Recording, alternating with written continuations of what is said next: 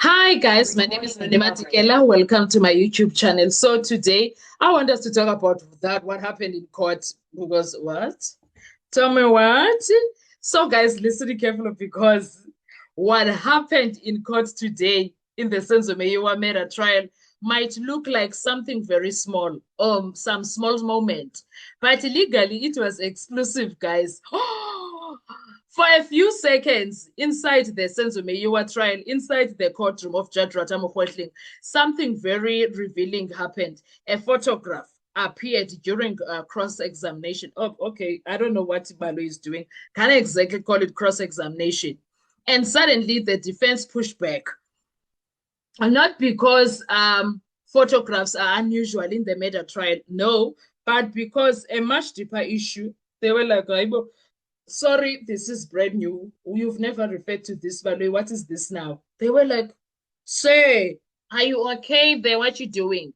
In South African criminal law, the state cannot surprise the defense with evidence that was not properly disclosed before the trial. Fine, it was disclosed, but we've never referred to it.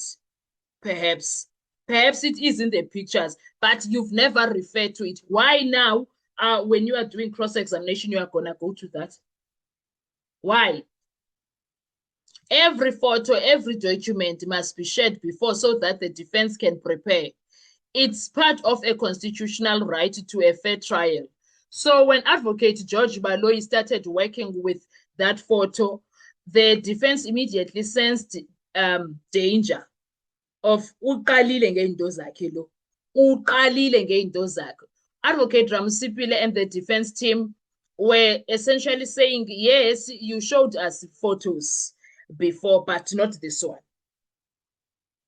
You showed us certain photos before, but not this one.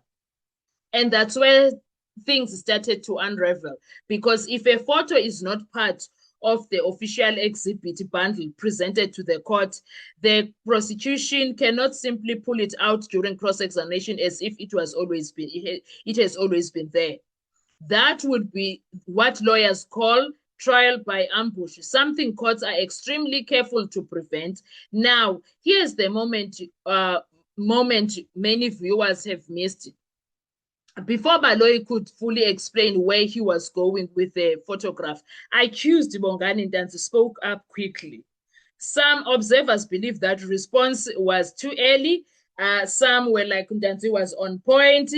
In the courtroom strategy, sometimes the defense wants the accused to remain completely silent while the lawyers first trap the prosecution in a procedural problem. The idea is simple.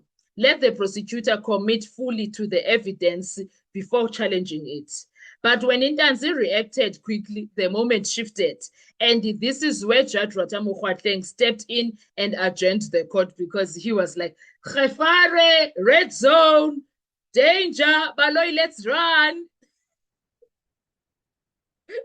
That's what he did there, Judge Ratamo Kgotling. He adjourned the court.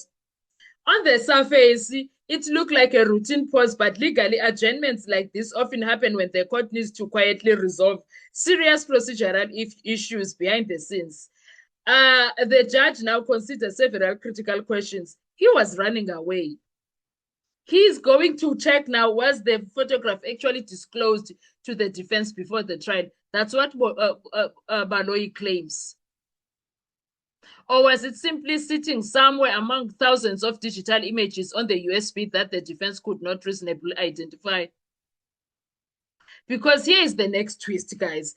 The defense reportedly has access to more than 6,000 pictures or photographs related to the investigation and say they went through all of them. And the specific image used by the state does not appear anywhere in that collection.